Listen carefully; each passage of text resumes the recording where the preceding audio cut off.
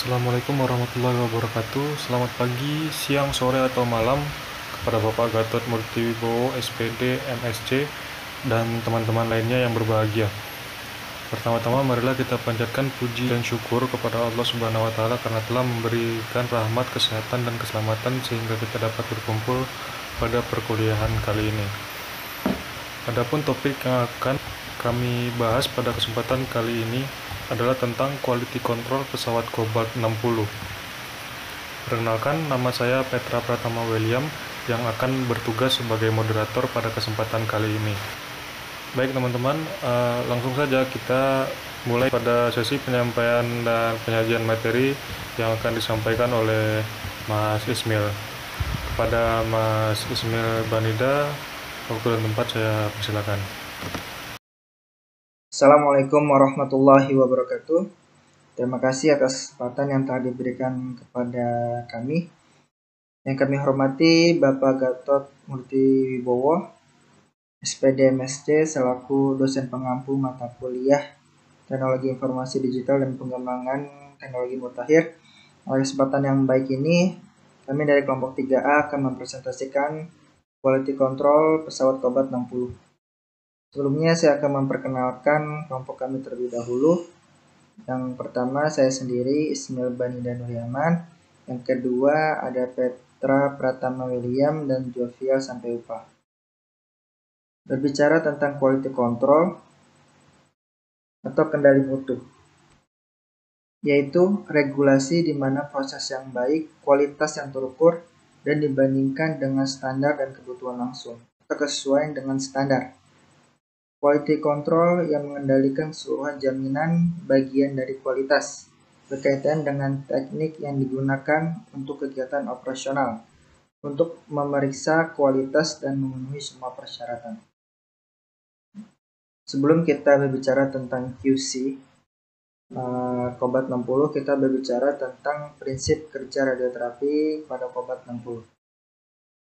Teleterapi Cobalt 60 mempunyai energi 1,33 MeV dan 1,17 MeV. Rata-ratanya 1,25 MeV. Pada umumnya, access center pesawat teleterapi Cobalt 60 menggunakan Source Axis Distance SAD 80 cm. Berbeda dengan linear accelerator yang menggunakan SSD, Source Skin Distance. Nah, apa perbedaannya? Yang pertama, teknik SSD merupakan teknik penyinaran di mana sumber radiasi berada pada jarak tertentu dari target radiasi. Sedangkan teknik SAD merupakan teknik penyinaran dengan jarak sumber diletakkan pada titik epicenter dari target. Untuk ukuran sumber radioaktifnya sekitar 1,5 sampai 2 cm. Aktivitasnya sekitar 8.000 sampai 12.000 curie, memberikan dosis 1,5 gray per menit sampai 2 gray per menit.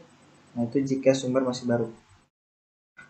Untuk waktu paruh dari Cobalt 60 adalah 5,3 tahun. 5 tahun 3 bulan. Untuk yang efektifnya. Untuk penggunaan lapangan maksimumnya 40 x 40 cm pada jarak perlakuan SAD-nya 80 cm atau sekitar 10 cm dalam jaringan. Saat ini telah ada beberapa teleterapi Cobalt 60 menggunakan SSD dengan 100 cm dan memproduksi output sekitar 2 gray per menit. Ini prinsip kerja radioterapi. Ini adalah kontainer dari Cobalt 60 yang tadi sumber radioaktifnya sekitar berukuran 1,5 sampai 2 cm. Pesawat ini pada umumnya dapat diandalkan dan mudah dioperasikannya karena desainnya sangat sederhana dan outputnya tidak dipengaruhi oleh daya listrik. Berbeda dengan linear accelerator, dia sangat berpengaruh kepada daya listrik dan kestabilan listrik tersebut. Namun karena menggunakan sumber radioaktif aktivitas tinggi, untuk transportasinya sumber merupakan masalah khusus.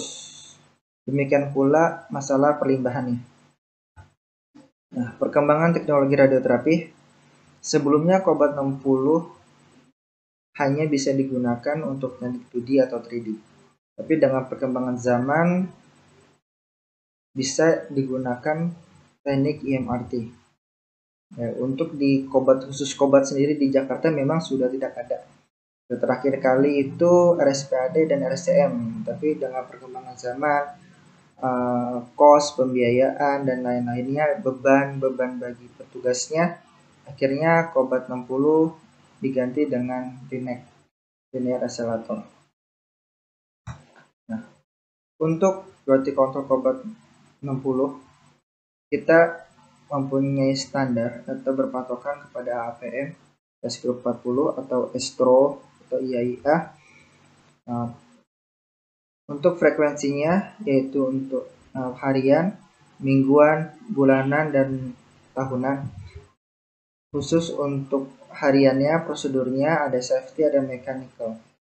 Nah, berbeda dengan TINEC, dia ada safety, ada mechanical, dan juga ada dosimetri. Nah, untuk yang daily biasanya dilakukan oleh radiografer radioterapi sebelum pemeriksaan atau setelah obat 60 itu di warming up. Berbicara tentang aspek safety atau aspek keselamatan untuk menjamin ruang penyinaran aman bagi petugas dan pasien. Ada beberapa aspek yang perlu kita perhatikan. Yang pertama adalah door interlock. Door interlock adalah untuk mencegah radiasi yang terjadi saat pintu ruangan penyinaran terbuka, atau radiasi sambungan sinar akan mati dan menghentikan radiasi tetapi tidak menghentikan mesin seksual. Jadi saat pintu itu terbuka, otomatis radiasi itu akan mati. Nah, itu bisa mencegah radiasi saat pintu ruangan penyinaran terbuka. Selanjutnya, audiovisual. Audiovisual ini biasanya digunakan untuk memantau atau memonitoring pasien dan memberikan arahan kepada pasien di ruang konsul, ke ruang penyinaran, dan mendengarkan suara pasien yang berada di dalam ruang penyinaran. Ini selalu kita monitor di bagian CCTV dan untuk mengkomunikasikan atau arahan kepada pasien dengan menggunakan audiovisual. Selanjutnya, lampu indikator radiasi. Lampu indikator dicek apakah berfungsi jika saat penyinaran. Nah, biasanya saat penyinaran lampu indikator berwarna merah, dan saat tidak ada penyinaran lampu indikator berwarna hijau. Selanjutnya, pada aspek mekanik kita uji dengan radiation coincidency. Ini adalah untuk sumber energi dan rentang ukuran bidang. Ini 10 energi dan 10 MV dan 6 MV. Biasanya ini digunakan di NEC gitu. Ini kita menggunakan film radiografi. Nah, ini kita blok. Nah, yang ini kita expose gitu. Jadi apakah luas lapangannya, hamburannya terjadikah di samping film radiografi tersebut. Nah, untuk field size indikator kolimator, nah ini untuk memastikan apakah benar luas lapangan itu sesuai gitu. Misalnya kita uji dengan 10x10, 15x15, atau 20x21 meter. Nah, ini untuk kolimator angel, indikator, dan stability check of the collimator rotation, axis, gantry, and coach. Jadi ini gerakan ukur rotasi kolimator, verifikasi indikator antara mekanik dan digital. Jadi kita saat putar ke 90, nah itu di mekanikalnya itu 90 dan digitalnya itu 90 gitu.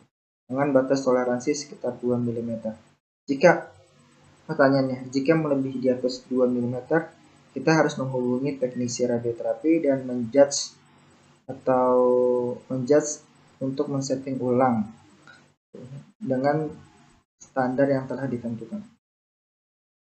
Nah, gantry angel collimator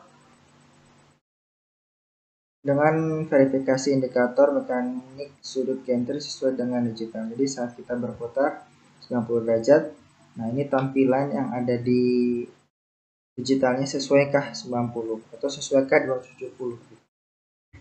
Selanjutnya untuk laser dan ODI. Laser adalah berfungsi untuk ketepatan letak titik pusat penyinaran untuk menentukan batasan lapangan yang akan disinar. ODI adalah Optic Distance Indicator. Metode ini yang tepat untuk memverifikasi ketepatan jarak optik indikator di atas kisaran tertentu. Jadi, misalnya kita antara source dan skin jaraknya 80 cm atau 100 cm. Benarkah jaraknya 100 cm? Jadi kita bisa cek dengan metode ini, dengan parameter ini. Berbicara tentang quality control pada pesawat Kobat 60, kita juga berbicara tentang fungsi sistem keamanan sumber aktif Kobat 60. Jadi, untuk Kobat 60 masuk ke kategori grade A. Nah, grade A itu ialah harus mempunyai peralatan sistem keamanan sumber radioaktif. Yang pertama adalah HDTOL. Nah, telepon terpasang tetap dan telepon seluler.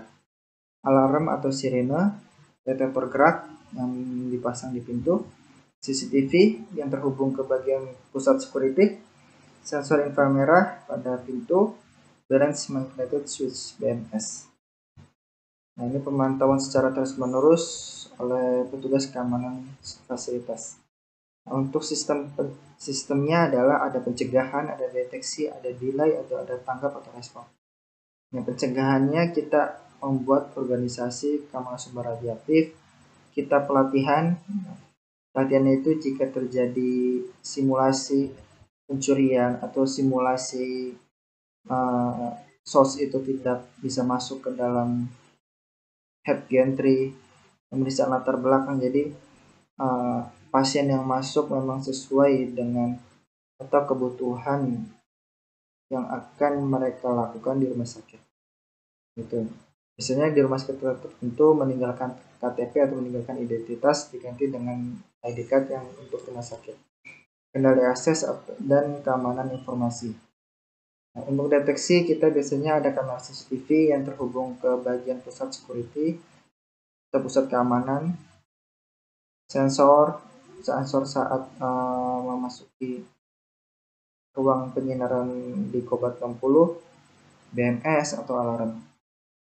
Sistem delay atau sistem tundanya, pagar atau keamanan di bagian security-nya, kunci ganda saat selesai penyinaran radiasi, dan penjagaan yang diawasi oleh sebagian security rumah sakit.